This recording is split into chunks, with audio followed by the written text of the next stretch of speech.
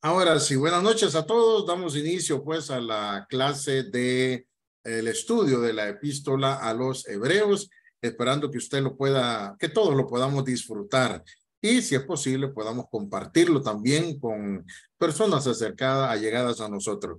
Entonces, hermanos, ¿verdad? Yo les invito a que podamos cantar ese canto que en los himnarios populares es el número 553. La próxima prometo compartirlo en pantalla, ¿verdad? Para que usted lo puede seguir. Pero es canto número 553 y lleva por título al que es digno de recibir la gloria. Yo creo que lo manejamos. Y entonces me acompaña y lo entonamos así. Al que es digno de recibir la gloria, al que es digno de recibir honor, al que es digno de recibir la gloria, al que es digno de recibir honor. Levantamos nuestras voces y adoremos a Jesús, Cordero de gloria, y exaltemos su incomparable majestad, al que vive por siempre, al gran yo soy, a Jesús, al que es digno de recibir la gloria, al que es digno de recibir honor, al que es digno de recibir la gloria, al que es digno de recibir honor. Levantemos nuestras voces y adoremos a Jesús, Cordero de gloria, y exaltemos su incomparable majestad, al que vive por siempre, al gran yo soy, al que vive por siempre, al gran yo soy y al que vive por siempre, al gran yo soy, a Jesús.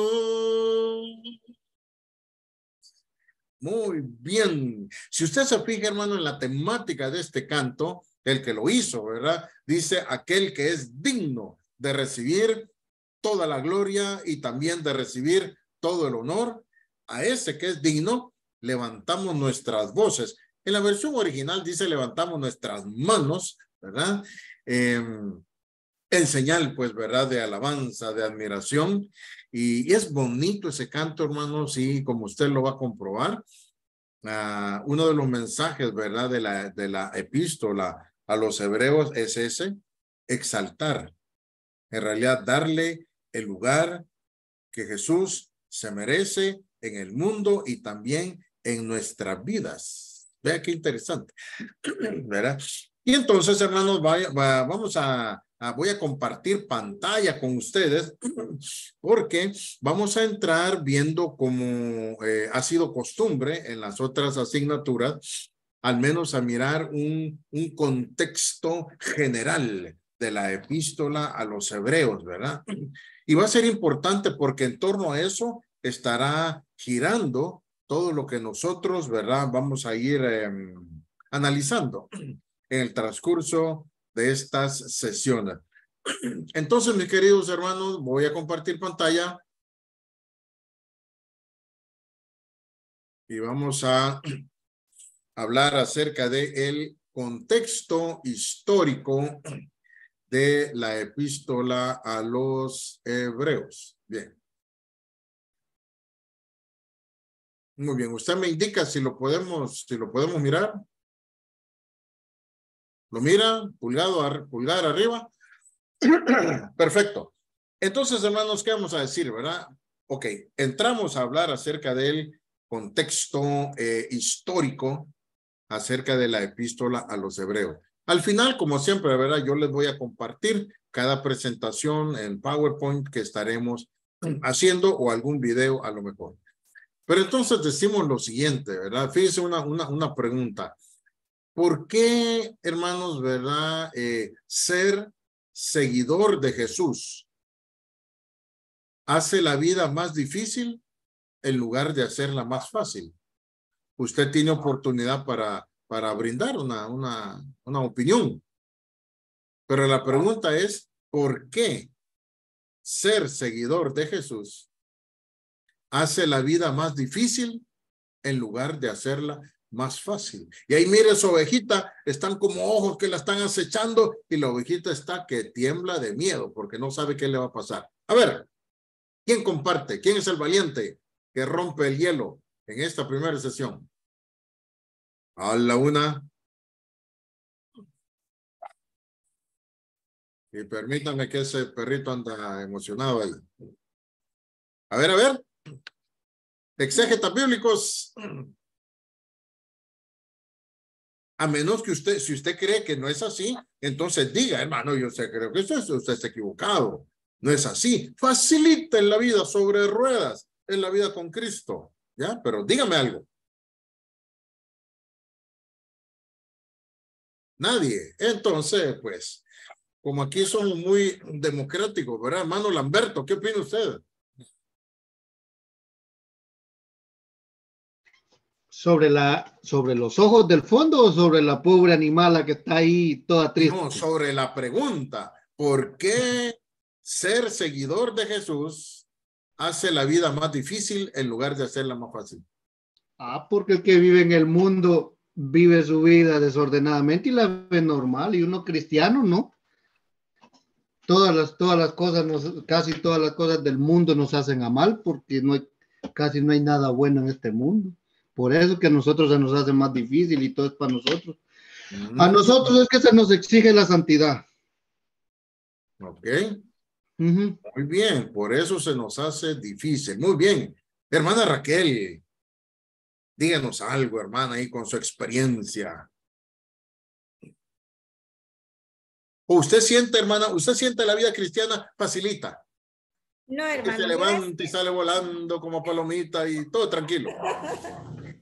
No, hermano, realmente no la siento fácil. Si fuera fácil, creo que todo el mundo estuviera dentro de las cosas del Señor, porque si la vida en Cristo fuera fácil, entonces, como le decía, muchos estuvieran ahí en las filas del Señor, pero no es así.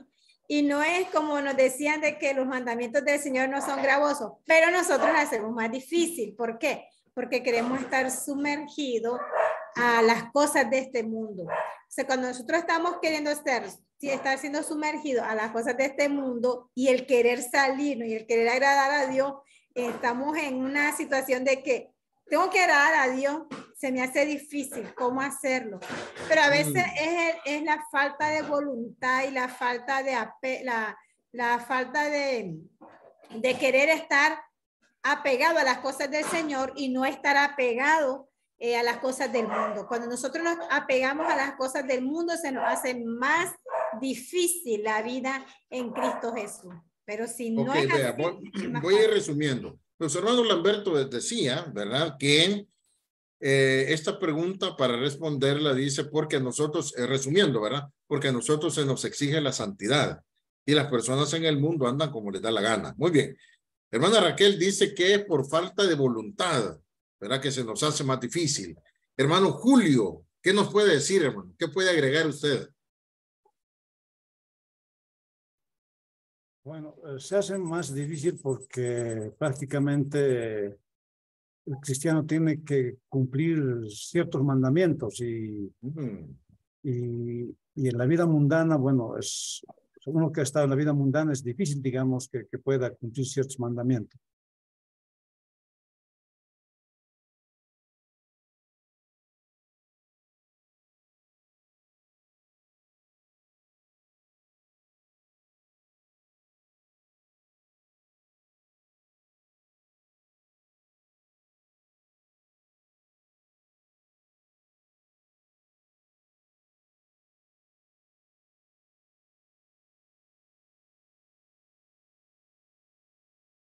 Ok, entonces me decía, hermano Julio, perdóname.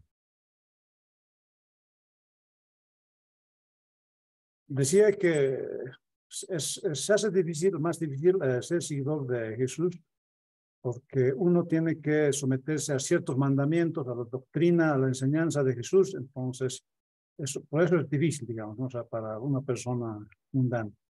Ok, porque hay que someterse a preceptos, ¿verdad? A mandamientos. Ok. Pero el hermano concluía diciendo, ¿verdad? Por eso es más difícil para una persona mundana. Pero nosotros, la idea es que nosotros que ya estamos en Cristo, ¿por qué la vida se nos hace difícil? Esa es la gran interrogante. A ver, Rixi, ayúdenos, por favor.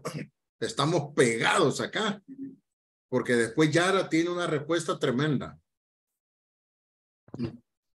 Pues no sé, podría ser porque creo yo que cuando uno está sometido al servicio de Dios, creo que es más atacado, creo yo, por el enemigo. Hay más pruebas, dificultades. Entonces, a veces esas pruebas, dificultades que uno pasa, lo hacen a uno desanimarse. Y entonces cuando uno dice, ay, qué difícil es andar en este camino por las pruebas que nos Muy pasan. bien. Porque el enemigo pasa más pendiente, creo que de atacar al que está sirviéndole al Señor, que quizás al que está sirviéndole allá en el mundo. Ok, muy bien. A ver, Yara, cuéntenos. Buenas noches, hermanos, a todos. Buenas noches, Comparto gracias. la misma opinión, bueno, similar la opinión de nuestra hermana Rixi. Creo que el enemigo sabe cuáles son nuestras debilidades, por más que nosotros nos sometamos y que querramos estar cerca de Dios, que siempre va a buscar la manera para vernos caer y que así lo neguemos.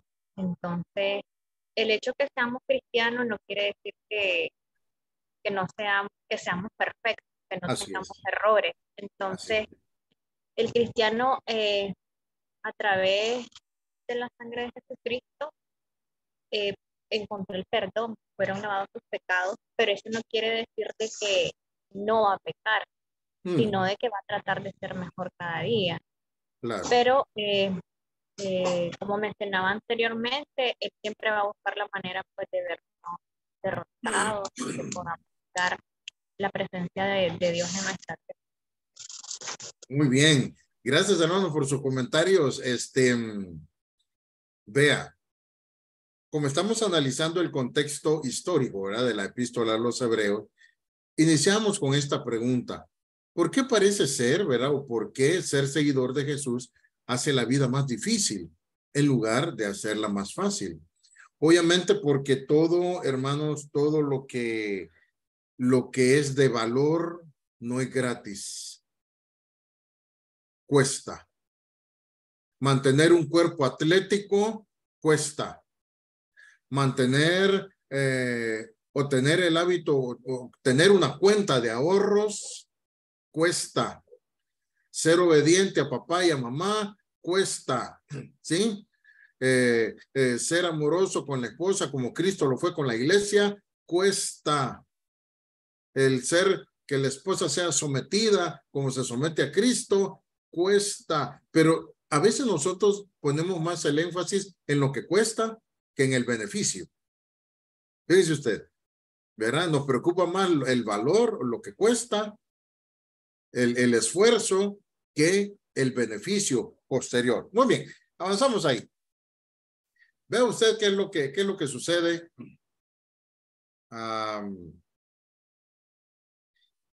Vea qué interesante lo que dice ahí. Si Dios, si el Señor, si Jesús nos ama tanto y quiere bendecirnos, como dice Juan 10:10, ¿verdad? Yo he venido a ustedes para que tengan vida y para que tengan vida en abundancia. Ajá, pero si esto es así, ¿no deberíamos esperar que nuestra vida sea tranquila, cómoda, segura? Pero, pues para muchos de los cristianos, este no es el caso. Fíjese por dónde voy. No estoy negando las verdades bíblicas, ¿verdad? Pero para hacernos reflexionar un poco. Si la palabra dice que el Señor mismo dijo, yo he venido para darles vida y en abundancia, pero tenemos situaciones incómodas, tenemos situaciones difíciles, tenemos tropiezos, tenemos tentaciones, tenemos pruebas. Y entonces nuestra vida de ser tranquila, cómoda y segura es lo que menos tiene, ¿verdad? Pero bueno, vamos a avanzar. Porque ser seguidor de Jesús, a veces, y no, quizá no a veces, ¿verdad? Hará nuestra vida más difícil en lugar que mejor. Bueno, vean usted. Entramos entonces a ver qué era lo que pasaba en este contexto, qué era lo que sucedía con los cristianos en el primer siglo, ¿ya?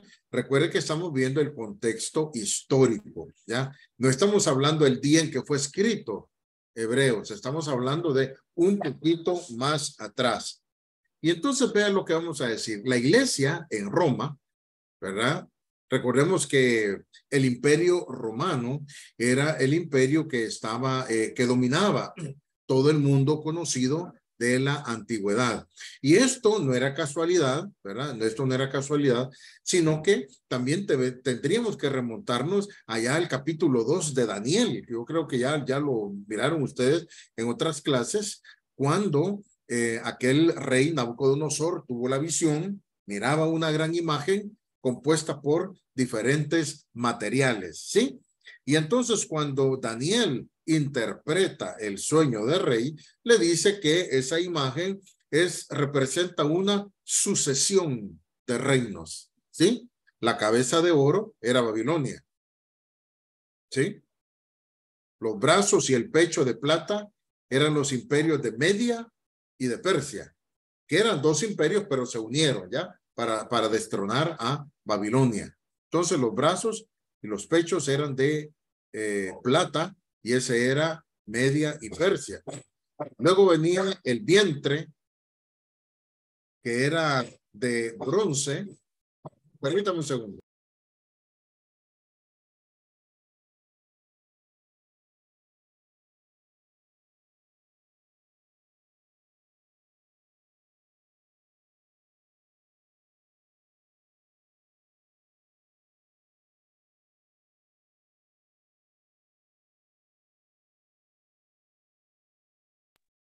Se me alborotó la jaulilla que tengo aquí. Entonces decíamos, ¿verdad? El vientre estaba formado por bronce, y esto representaba el imperio griego, ¿sí? Y luego los pies, ¿verdad? Que estaban compuestos por una aleación de hierro y en parte barro cocido. Ese representaba el imperio romano, ¿sí? Y después la piedra que golpeó a los pies y todo se derrumbó. Pero dice, ¿verdad? Decía la profecía, Daniel 2:44 específicamente, y en los días de estos reyes, o sea, desde el tiempo en que iban a estar todos los gobernadores, ¿verdad? Romanos, y en los días de estos reyes, el Dios del cielo levantará un reino que no será jamás destruido, ¿sí? Ni será dejado a otro pueblo, sino que este reino despedazará y consumirá a los demás reinos, pero él permanecerá para siempre. Les menciono este contexto, ¿por qué? Porque para este tiempo, Roma, el imperio romano, era el que dominaba todo el mundo antiguo, conocido. Y entonces la iglesia en Roma, ya vamos aterrizando, estaba muy familiarizada con tener problemas por ser cristianos y por ser seguidor o imitador de Jesús, ¿ya? Ellos estaban, pues, acostumbrados de alguna manera a esto. Ahora bien, el emperador Claudio creía que los judíos estaban causando revueltas sobre si Jesús era el Mesías o no. Vea, esto es importante, hermano, que usted lo vaya anotando, ¿verdad? En los tiempos de Claudio, se creía, o él, ¿verdad? Tenía la idea que los judíos estaban causando revueltas porque habían conflictos entre facciones de judíos, aquellos que creían que Jesús era el Mesías y otros que no creían que él era el Mesías. Entonces esta revuelta estaba creando, ¿verdad? Cierta incertidumbre, cierta zozobra social. y esto no le convenía al emperador. Entonces, ¿qué es lo que pasó? Algunos judíos estaban convencidos que Jesús era el Mesías. ¿Por qué?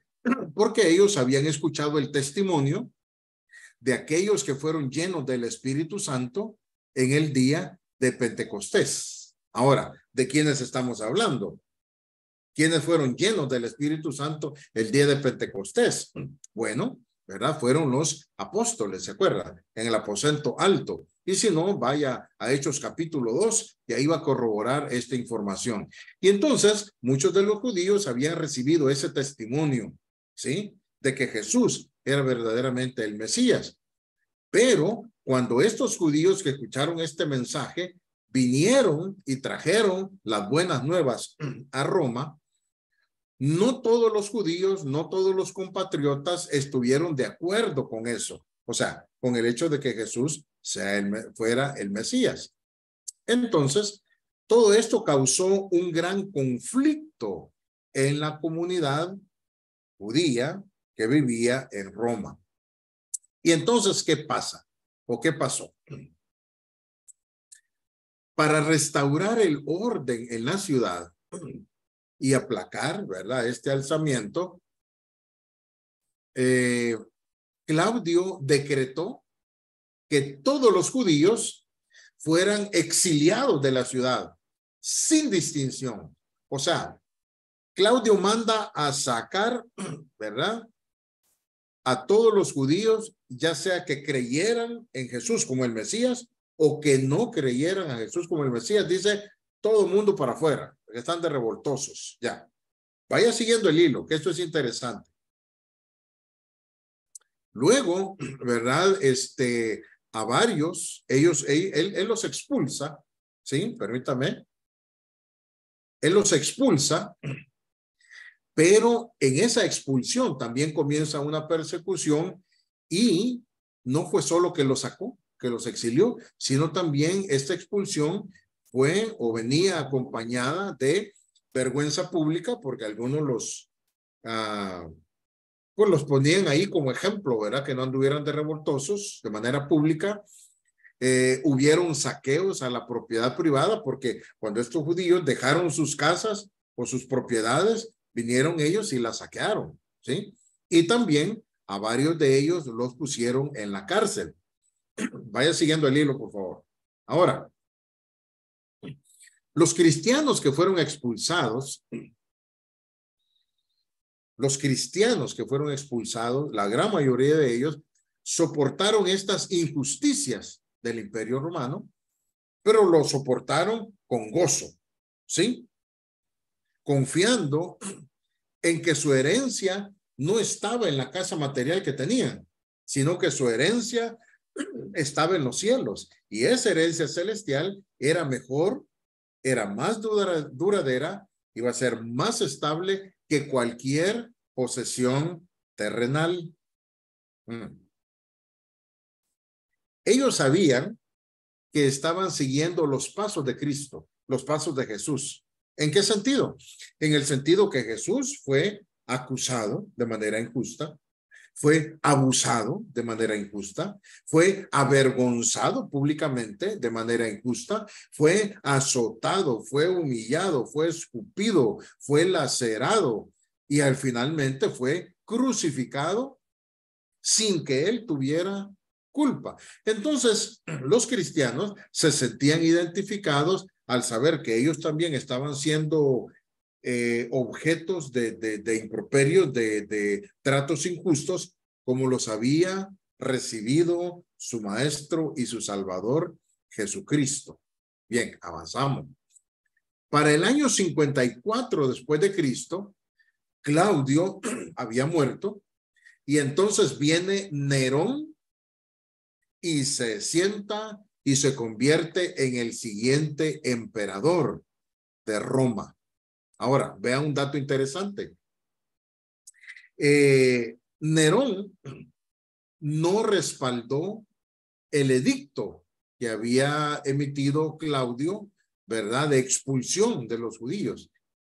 Y entonces dejaron, digamos, las fronteras, las dejaron abiertas, ¿Y eso qué provocó? Hombre, al no haber restricciones, con el tiempo, con el paso del tiempo, muchos judíos, cristianos y no cristianos comenzaron a regresar a la ciudad. Pero los momentos difíciles no se habían terminado.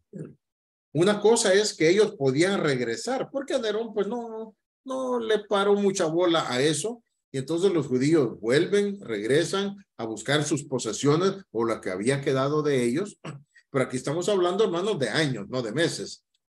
Y entonces, probablemente los cristianos judíos a lo mejor creyeron, bueno, si nos dejaron entrar, pues ya todo está tranquilo, ¿verdad? Pero no. Los tiempos difíciles no habían terminado, más bien para algunos iban a comenzar, porque Nerón fue otra historia, ¿verdad? Fue un gobernador muy complicado, sí, y bueno, pues ya va a mirar usted el complot que hizo Nerón en contra de los judíos. Muy bien. En el año 64 después de Cristo, un gran incendio destruyó gran parte de Roma. Y entonces se esparció un rumor, como esas teorías conspirativas, ¿verdad? Se esparce el rumor de que el mismo Nerón había iniciado el incendio. Estaba medio loquito. Y entonces, cuando este rumor se esparce por todo el imperio, entonces, como él sabía de que los judíos eran un grupo minoritario, no tenían mucho poder social o político, entonces viene él y él culpó del siniestro, culpó del incendio, culpó de que querían desestabilizar, ¿verdad? Y tantas cosas más. Y entonces la versión de Nerón fue muy bien aceptada en medio de toda la comunidad. Y entonces los cristianos, imagínense, que habían salido al exilio, que habían regresado a buscar entre los escombros para tratar de volver a iniciar su vida, o rehacer su vida, se encuentran con que son acusados de destruir y desestabilizar, pues, ¿verdad?, la sociedad en Roma. Los culpan del incendio y esto es aceptado. Muy bien. Y entonces viene Nerón como, ¿verdad?, para hacer más creíble la acusación, comienza a arrestar a los cristianos o varios de los judíos y entonces hizo desastres. Algunos los usó como ejemplo, ¿verdad?, en las arenas, algunos para pelear con gladiadores expertos, otros, ¿verdad?, con tigres, pero la historia también revela que los romanos empleaban perros fuertes, perros de ataque, del grupo, ¿verdad? Hay un grupo de perros grandes y fuertes que se les clasifica como molosos, ¿sí? Molosos. Y entonces estos perros enormes, hombre, despedazaban con facilidad a los pobres cristianos o a los pobres judíos que lanzaban, ¿verdad?, en esas arenas como espectáculo. No solo eso, sino también a muchos de los cristianos y a muchos de los judíos que encarcelaron, los crucificaron a varios, ¿verdad?, cabeza abajo, otros en una X en forma en forma de X, ¿verdad? Y otros en cruces, así como pusieron a Jesús. Y algunos los empalaron, ¿sí? Y les llenaban, ¿verdad?, de vendas con aceite de animal o vegetal y les prendían fuego para que alumbraran, ¿verdad?, las principales calles de Roma. Y algunos dicen que hasta la calle que daba a la casa de Nerón, ¿verdad?, fue iluminada con antorchas de judíos que fueron, ¿verdad?, apresados y torturados de manera, pues, cruel, ¿sí? Y muchos cristianos padecieron ahí. Pero vea cómo va, ahí no termina la historia, seguimos. Entonces, para muchos de los cristianos, las cosas, hermanos, no habían sido tan malas porque, pues, se lograron escapar, no los agarraron, no los encarcelaron. Pero vea, no era un momento, hermanos, no era un momento, ¿cómo decimos? No era un momento óptimo para hacer la bulla y publicar que éramos cristianos, ¿sí? Porque ya mirábamos lo que les había pasado a otros. Entonces no era un buen momento para declararse de manera pública, abierta, que éramos cristianos, peor viviendo en Roma. Ahora, muchos permanecieron en medio de los tiempos inciertos, pero muchos, hermanos, dudaron.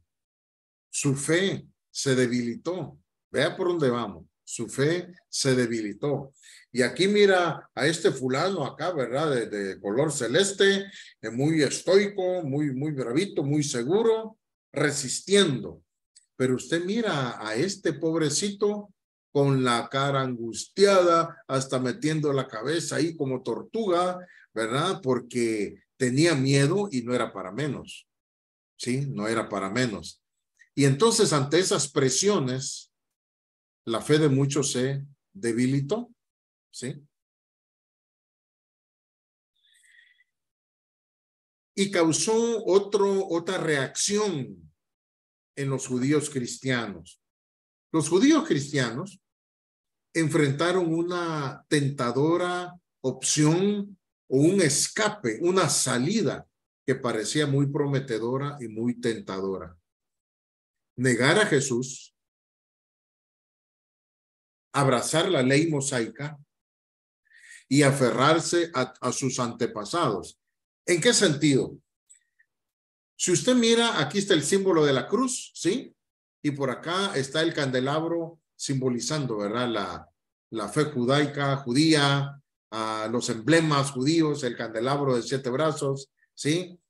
Pero entonces, como no podían declararse cristianos, seguidores de Jesús de manera abierta, entonces viene en la mente de ellos a jugarles, ¿verdad?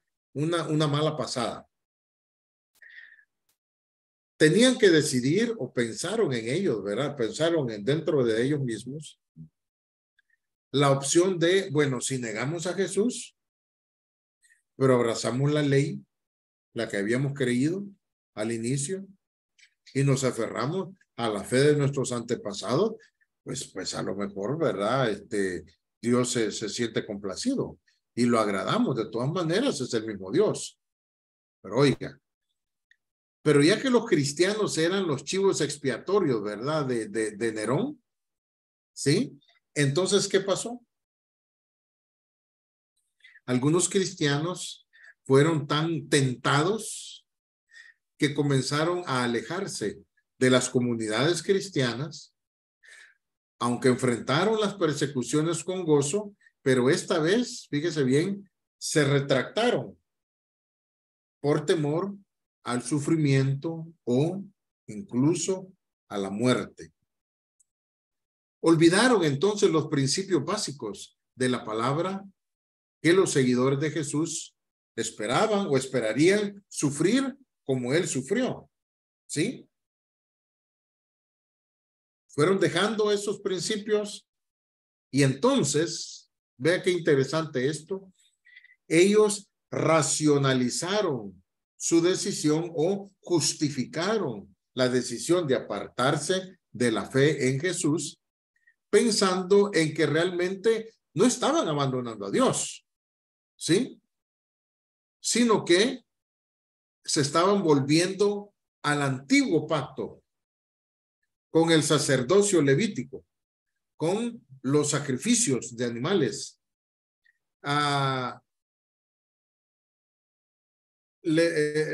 esos mismos sacrificios que los conectaron con Dios, con Jehová Dios, antes que viniera Jesús. Y entonces a lo mejor pensaron, pues seguramente podían regresar a ese camino. Pero ¿por qué lo hacían? Entendámoslo, ¿verdad? No era que ellos sean malos, sino que el decir que yo era seguidor de Jesús y que yo aceptaba a Jesús como el Mesías, eso me metía problemas. Y podía pagar con la cárcel o muerto. Pero entonces si yo mantenía o volvía a mis ritos de la ley, Roma nunca había dicho nada. Y Roma les aceptaba los ritos de la ley. ¿Ya me entienden? ¿O me entienden la idea, verdad? Y entonces ellos dijeron, pues a lo mejor no caemos en gran problema, solo es que no vamos a decir que es Jesús, pero seguimos adorando el antiguo pacto, ¿sí? Y dejamos la cruz, ¿verdad? Y lo cambiamos por, volvemos pues a la ley. Bien, esta carta, hermanos, más que un sermón de ánimo, más que un sermón de exhortación, es una carta, o fue una carta que instaba a los creyentes en duda a que permanecieran en Jesús, a que permanecieran en su confesión de fe con Jesús. O sea, que no era cambiar, pues vamos a poner la ley en lugar de Jesús. Eso era como retroceder. Pero entonces el escritor insta a esos creyentes que estaban ahí con serias dudas a no hacerlo y a permanecer firmes en la fe de Jesús y en la confesión que habían hecho. Un buen día. Ahora, perdón, me adelanté. El autor de esta carta era un hombre, no dice el nombre, quién la hizo, pero detectamos que era un hombre muy educado en las artes, en la retórica, y que manejaba, hermanos, manejaba muy bien las escrituras del Antiguo Testamento. Y esto es importante. Los rituales judíos, la ley, la Torá, ¿verdad? Los libros de la ley, los escritos de los profetas, los manejaba muy bien, estaba bien empapado en eso. Y también él amaba estas iglesias que crecían, ¿verdad? En casas, y creía también en la habilidad, en el poder del Espíritu, en este caso del Espíritu Santo, para ayudarles ¿a qué? A permanecer fieles en medio de este tiempo difícil. O sea, que iban a ser fortalecidos, equipados para poder pasar ese temporal que estaban sufriendo en manos, ¿verdad?, de estos emperadores romanos y la situación que se había generado. Ahora, el escritor a esta carta les aclara, fíjese bien, les aclara de manera muy enérgica que solo el sacrificio de Jesús podía expiar sus pecados. Cualquier otro sistema de sacrificios solo les iba a traer condenación. ¿Sí? Y entonces, como lo vamos a comprobar nosotros cuando entremos ya al texto de la carta, vamos a ver el énfasis, cómo él lo hace y cómo él de diferentes maneras les presenta a Jesús como superior a otras entidades. Pero entonces el escritor resaltó todas las formas en que Jesús fue mejor que el antiguo pacto y que solo él, que solo Jesús, ¿verdad? Esto es bien importante. Solo Jesús pudo efectuar un cambio decisivo en el acceso del hombre hacia Dios. Fíjese que esto es bien importante, ¿no? Solo Jesús logró una conexión, un paso, un acceso directo ante Dios. porque antes obviamente era a través o de los sacerdotes o del sumo sacerdote o a través de los sacrificios que se hacían en los altares. Jesús vino a quitar eso y a hacerlo de una mejor manera. Ok. Les pidió a sus lectores que vivieran por fe en Dios, que vivieran con fe, que creyeran y que se mantuvieran en las promesas que Dios o que Jesús había hecho, ¿verdad? A través de los escritos y de la carta que él mismo les iba a recordar un poquito más adelante. Les enseñó que la fe, o les predicó que la fe les ayudaría a acercarse a Dios, pero que también los guiaría ¿a qué? A imitar a los grandes héroes de la fe, de generaciones anteriores, que sufrieron, sí, sufrieron por el bien de la justicia, sin ver la manifestación completa de su esperanza. ¿Qué queremos decir con eso? Acá tenemos, ¿verdad? ¿A quién le recuerda viendo las estrellas, ¿verdad? El padre Abraham, cuando el Señor lo saca de la tienda y le dice, mira las estrellas del firmamento, ¿las puedes contar? Y él dice, no, no puedo. Pues así le dice, va a ser tu descendencia, porque en ti van a ser benditas todas las familias de la tierra. Qué tremendo. Y eso es que Abraham ni siquiera había engendrado un hijo, ¿ya? Pero ahí tenemos un padre de la fe, Abraham. Y vea, él sufrió y él no logró ver la manifestación completa de su esperanza. Fíjense, bueno, pues porque murió antes, ¿verdad? Luego acá tenemos a este gigantón y a este jovencito, David, que también, ¿verdad? Por fe luchó, se mantuvo, fue un gran hombre, ¿sí? Y finalmente, bueno, tenemos acá también a Moisés, ¿sí? Que mantuvieron su fe en el invisible, esperaron, murieron y a lo mejor no miraron, ¿qué le digo? El galardón completo. Y eso les decía el escritor a la epístola a los hebreos, de que ellos podían, la fe los iba a guiar a Dios, a acercarse a Dios, a estar seguros en Dios, pero también esa fe los iba a guiar para que ellos pudieran ser capaces de imitar a los grandes héroes de la fe, de los cuales también habla un poquito, ¿verdad? Un poco en algunos de los capítulos que nosotros estaremos viendo. Ok. Entonces, ser seguidor de Jesús parece ser una vida difícil, y así lo es. Pero esas dificultades son a corto plazo, porque en Cristo debemos enfocarnos en lo que vamos a recibir.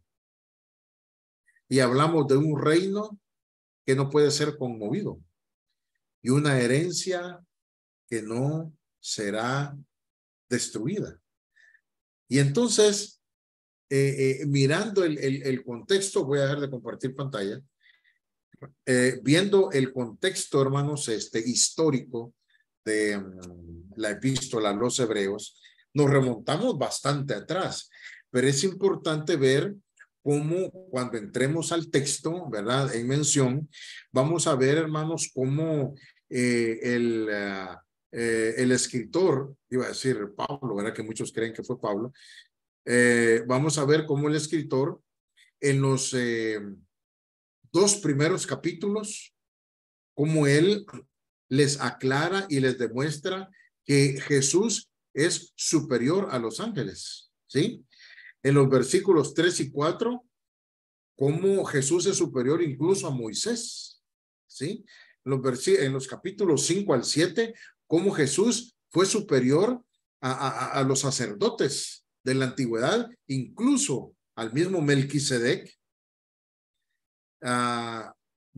Capítulos 8 al 10, cómo Jesús fue superior a los mismos sacrificios que se hacían, y cómo él fue superior al primer pacto que se hizo, porque todo eso lo vamos a mirar. Y es importante, hermanos, ¿por qué? Porque en el tiempo en el que estaban viviendo los cristianos, ese tiempo de persecución, ese tiempo de amenazas, como decimos, muchos de ellos, por evitar ese sufrimiento, estuvieron hasta casi dispuestos, y algunos lo hicieron, a negar su fe o a camuflar su fe. Y aquí es donde ellos trataron de volver, ¿verdad? De alguna manera a la ley, a los preceptos de la ley, pero con ello ellos negaban su fe en Jesucristo. Hoy en día, hermanos, para sacar una lección práctica, nosotros también atravesamos por situaciones difíciles. Acá en nuestros países todavía no estamos sufriendo persecuciones, ¿sí? Por ser cristianos, por nuestra fe. Sin embargo, experimentamos otro tipo de problemas económicos, problemas maritales, problemas de pareja, problemas con los hijos, problemas económicos, ¿sí? Problemas, no sé, sociales, podría ser, problemas espirituales, problemas físicos, problemas de enfermedades. Y todas esas cosas, hermanos, nos doblegan y a menudo, ¿verdad? Nos vemos expuestos también a querer abandonar nuestra fe, por una parte, y en otras instancias a querer camuflar nuestra fe. Fíjese bien. Y vamos a mirar que, así como los primeros hermanos allá, los judíos cristianos, se vieron envueltos en esos problemas, cómo ellos salieron y cómo el escritor los anima. De esa manera esperamos, hermanos, nosotros ser animados también a través de este estudio fabuloso de la epístola a los hebreos, ¿ya? Y como les había dicho, yo voy a enviarles tapeado como el bosquejo o la línea que vamos a seguir para que usted, ¿verdad? Vaya, lo podamos calendarizar y que también podamos ir haciendo ahí las anotaciones en cuanto a los trabajos que vamos a dejar o las evaluaciones que vamos a hacer. Pero por hoy dejamos ahí, ¿verdad? El contexto histórico referencial de la epístola a los hebreos. Si tiene una pregunta, láncela, que es el tiempo indicado. Tenemos 5 minutos antes de marcharnos. A ver, quiero escucharlos. Mi hermano, una consulta. Sí, mi hermano Julio. Hebreo, judeos es lo mismo, o sea, es sinónimo, es decir, a los judíos también hebreos. Perdón, hermano, otra vez, perdóneme. Decía que si estamos hablando del mismo, o de los mismos judíos que son hebreos, o sea, es sinónimo decir como hebreo o judeo, o son separaciones. No, en realidad, de hecho, por eso, ¿verdad? La epístola lleva ese nombre porque la idea era fortalecer a los judíos cristianos en un proceso ahí negativo, ¿verdad? En el cual su fe estaba siendo afectada. Entonces, es lo mismo de estar hablando judíos o hebreos, ahí estamos diciendo lo mismo. Sí. ¿Otra pregunta? A ver, esas hermanas, no ve a mi hermana, ni le di la palabra a mi hermana María Sandino, qué barbaridad, perdón, hermana. Yo pecador. Muy bien, preguntas. No es pregunta, es un comentario. ¿Cómo no, hermano? ¿Cómo no? Claro que sí. Hermano, sí, claro. En la vida nosotros los cristianos somos afectados en diferentes, ya sea en pruebas, tempestades, enfermedades. Casualmente, hace poco yo enfrentaba problemas de enfermedad Pero de igual manera yo pienso, cuando nosotros estamos más apegados, tratando de servirle mejor al Señor, a veces las pruebas vienen porque al enemigo no le gusta que le sirvamos al Señor. Entonces es ahí cuando, ejemplo, yo pues estaba muy asustada, a la vez me sentía débil, pero luego pensé yo y le pido al Señor de que sea Él que me ayude a renovar fuerzas y que más bien mi fe aumente cada día, porque igual pienso de que las pruebas son necesarias, porque si estamos sanos, estamos felices, estamos de repente como que se nos está olvidando algo.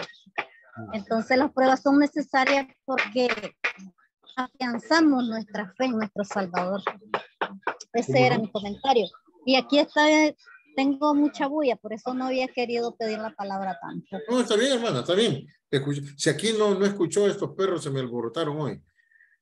Pero bueno, fíjense, hermanos, que hablando de las pruebas, al final, pues los argumentos que presenta ahí el escritor nos van a ayudar a nosotros, fíjese, a mirar también a Jesús, ¿verdad? Como ya lo declaraba el autor y el consumador de nuestra fe. Pero vamos a aprender a mirar a Jesús como aquel que es superior a todo y a todos. Y en ese sentido, hermanos, la fe de nosotros se puede ver fortalecida. Porque a veces, le digo, entramos en situaciones tan difíciles que creemos que hay algo o alguien que me puede dar respuestas más que Dios o más que Jesús. Y entonces, ese es un problema. Y la mayoría, o si no todos los cristianos, atravesamos por momentos, hermanos, de dudas, por momentos de incertidumbre, por momentos en los cuales queremos tirar la toalla. ¿Sí? Y entonces ahí es donde viene el escritor y les dice, no, hombre, Jesús fue superior a los ángeles, a todo lo demás. Y cuando lo miramos así, o sea que es el máximo entre todos, entonces, hermano, decimos, no, hombre, conviene depositar la fe en aquel que todo lo puede. Y ahí nos fortalecemos y ahí vamos, hermanos, adelante. Y ese es el propósito, ¿verdad? Al final de la epístola a los hebreos. Muy bien, ¿alguien más? Tenemos un minuto todavía. Hermana Raquel, hoy la he visto muy seria, hermana. ¿Qué pasa, hermana Raquel? Ahí ya cambia, ahí ya cambia. Yara, ¿qué podrías agregar? Para ponerle la cerecita al pastel. Bueno, es que mientras sigamos en este mundo y estemos en esta carne, siempre vamos a enfrentar dificultades, ya sean espirituales o físicas, pero tenemos el Espíritu Santo, el cual nos ayuda, nos fortalece, nos anima, y ese es el propósito del cristiano. Seguir hasta la meta, la corona. Mientras estemos en este mundo, pues hay que esforzarnos para ser mejor cada día y dar lo mejor de nosotros. Muy bien. Gracias, Yara. Y recordemos también, mis queridos hermanos, que siempre van a presentarse oportunidades como una salida más fácil, ya como algo más atractivo, ya para dejar de hacer lo que estamos haciendo, ¿sí? Y en ese sentido, ¿verdad? Vamos a tener que recordar lo que decía el escritor, puestos los ojos en Jesús, porque Él es el autor y el consumador de nuestra fe. Y recordemos, ¿verdad? Que el justo va a vivir por fe, mas el justo por la fe vivirá. Muy bien, vamos a seguir hablando de estos, hermanos, pero nos emociona el poder volver a estar con ustedes y el compartir de estas nuevas experiencias, ¿verdad? Una nueva temática